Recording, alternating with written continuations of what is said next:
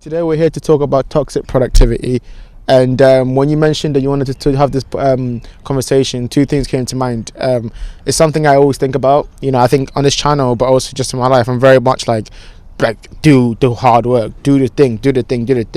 But I never talk about the opposite side of that, which is the kind of like the things that come as a product of us being productive. Look at that word. The results of us being productive and like how that affects our life and how that kind of expands out. So just quickly talk to me about why you wanted to talk about this topic.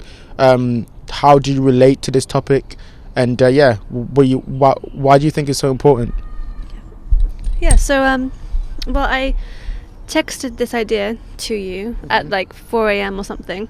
I was awake all night, which is actually kind of ironic because the topic is about productivity and being toxic about it. Yeah. And I was up all night because I could not sleep and because I was thinking too much. You're being toxically productive. Exactly. I was being toxically productive, and I was like, wait, this is a good podcast idea. Being self-aware, which is nice. Yes, exactly. But yeah, why were you up at 4 a.m. Thinking about why you think it's a good idea? Well, I mean, in the beginning, I was thinking about things to do with my book ideas, work, obviously, because just, trying to progress, trying to get better, trying to get good, basically.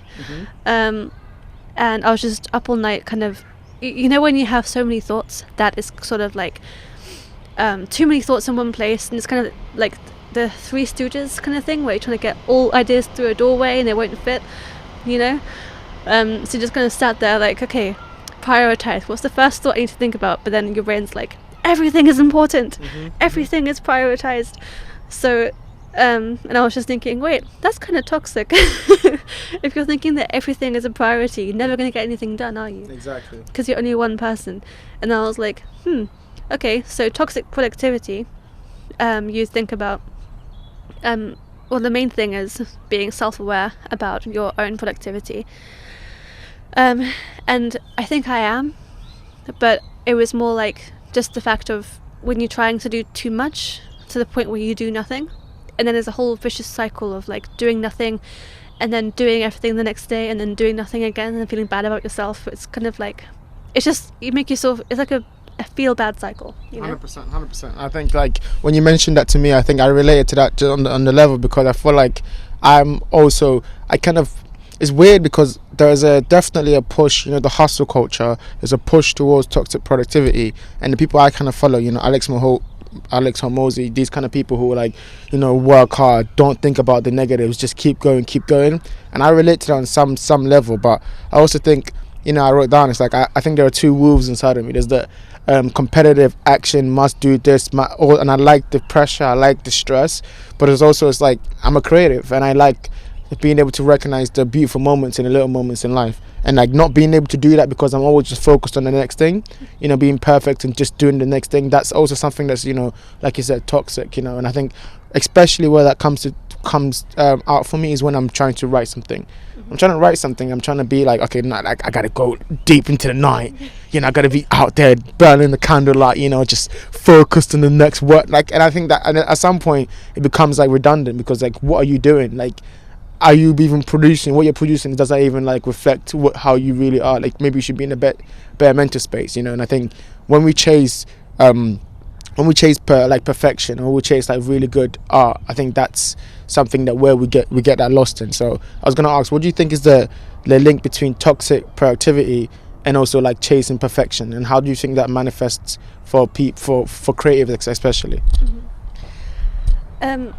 I was just thinking whilst you were talking about, of course, hustle culture and things like that. I think the main difference that I see within myself and others, like with my family and like friends and stuff, is that with toxic productivity, it's usually the fact that you end up being so sorry, the train. I know.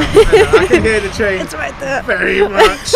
I'm just trying to focus. Let's just pretend it's not there, guys. Yeah, it's fine. It's part of the scenery. See, look at the art I bring to you. Exactly. I make the trains come on purpose so they can add more. Anyway, go on. We're in London, baby.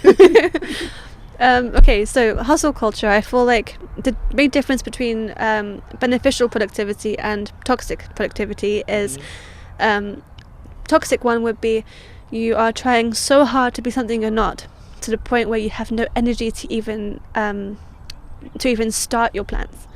You know, like you'll be putting yourself down, saying, I need to go gym, I need to do this because I'm this, I'm that.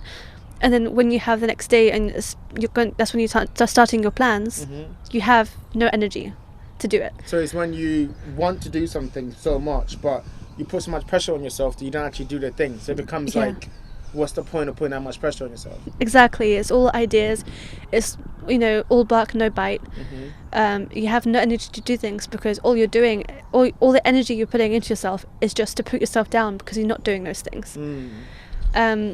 So that, compared to actual beneficial productivity, is when you know your own limits, you know your capacity. But you push yourself to be able to do it. You push yourself to push your capacity in a healthy way, because you're self-aware about how much you can handle.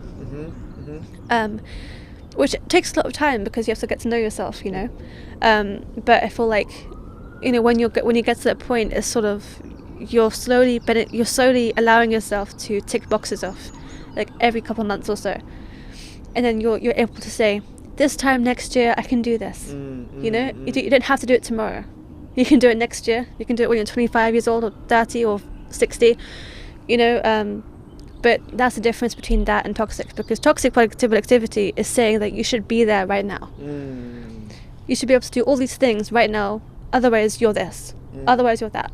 Yes. And I think to go off that too, I think when you mention it, I think often enough the way I will have the conversation with myself about the stuff that I need to do is the positive productivity, where it's like, I understand I got to do this by this time because I set my own standards and I set my own schedule, and I know the capacity of the things I can do.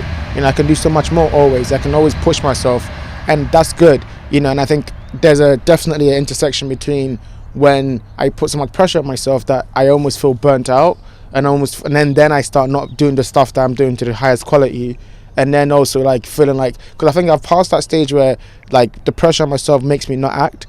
Because I can recognize that instant. I'm like, okay, cool, you're procrastinating. Why are you procrastinating? Then I have to remove myself from the stuff that I'm doing, and then focus just on that few things that I can do, and I think that's good. But also the part of it where it's I'm feeling burnt out, that's when it's not good.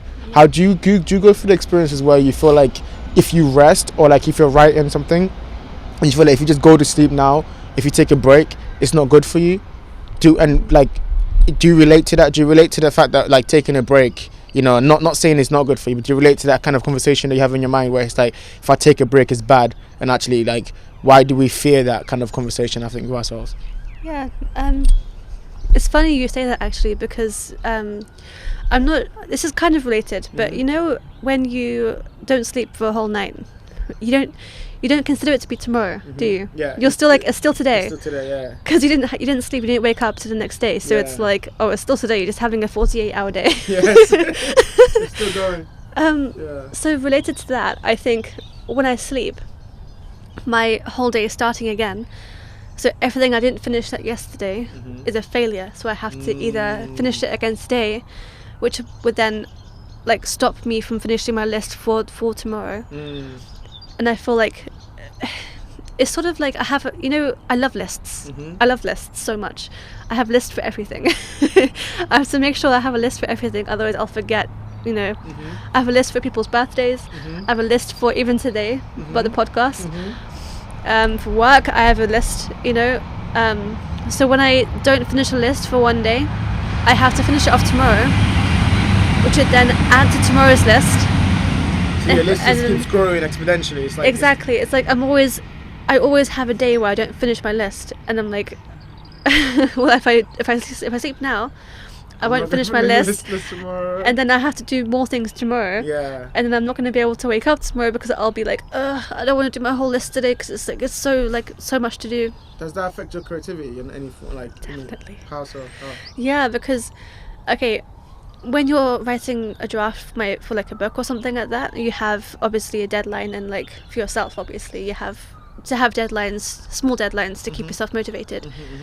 So when you miss a deadline because of all this toxic productivity, your entire book just falls into the future, and it just keeps getting further and further out of your grasp.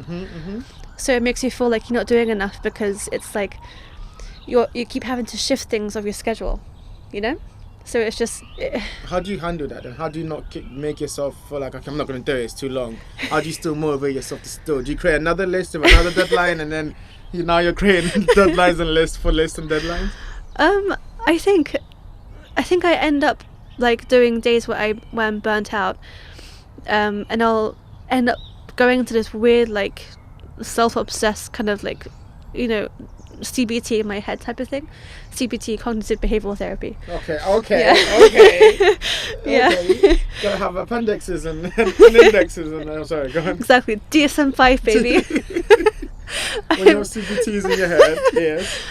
When you're trying to analyze yourself, and like you go to the point where your entire schedule is messed up, so you're just like, well, screw it for today because I have other things to do, and you're just like, why do I do these things to myself? Why do I do this? And then my brain's like, well, A, B, C. this is all of the things. This is all of your reasons why. And then I'll allow myself to do that. I'll allow myself to kind of, I don't know, meditate. Mm-hmm. Like, I guess you're meditating on yeah, I know what you mean. Yeah. Letting your thoughts be like wild and like letting everything you've been holding back forth. Mm-hmm. It may be a kind of emotional day for me as well, because sometimes I'll be like blocking things out. Maybe that's another creative block that might have been slowing me down and making me shift schedules. So I'll allow it to kind of catch up on me. So it will be like, it's usually a day where I'm just like, I'm just gonna eat ice cream. I'm just gonna be in my bed and just read a book and cry. Watch Pride and Prejudice again. Yeah. You know, for the 100th time. For the 100th time. Yeah. Do my comfort things. You know, feel bad for myself, and then the next day I'll be like, okay, start from fresh. What's my first thing to do today?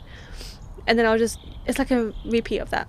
Okay, fair enough. I think just to touch on that too, I kind of I relate somewhat to that too, especially when it comes to like missing days of like, because I usually go, okay, I'm going to work out these every day, I'm going to go on runs these days, and so when I miss it, and especially because these are you've put this on yourself, right? There's no one's telling you to do this. You're just doing this because you think it's better for you, and you go, okay, I'm going to do this on this day, I'm going to write this thing, publish on that thing. When you don't do it, you have a double like negative, where you feel shitty about not even doing it, but even there's no reason to, right? Because you're the one who put this on yourself. And I understand, I understand hard work. I understand the fact that we do have to be conscious of the fact that we don't have all the time in the world. You know, we do have to kind of really like take our time back and be able to like action the stuff we want to action. But also, like, I guess what I'm trying to get at is like the negative side of creativity, the negative side of, we call it toxic productivity, but also I think that stems from the negative ties, the negative side of ambition, the negative sides of like trying to achieve something, like which no one talks about, you know. And I think that's what we should really delve into. So like, first off, let's just start from the beginning about creativity and about that. We will definitely try to pivot into toxic positivity in the end, but I do want to start from top to bottom. When you talk about creativity, right, what are some of the aspects that you struggle with to be like as a creative, like in terms of producing work, in terms of, you know, obviously you are your own source of your own music production, as you know what I mean, but also like, how do you basically, how do you not get into the habit of you almost like extracting stuff out of yourself like a worker, but is a creative process, you know? How do you not lose yourself in that creative process? Well, I mean,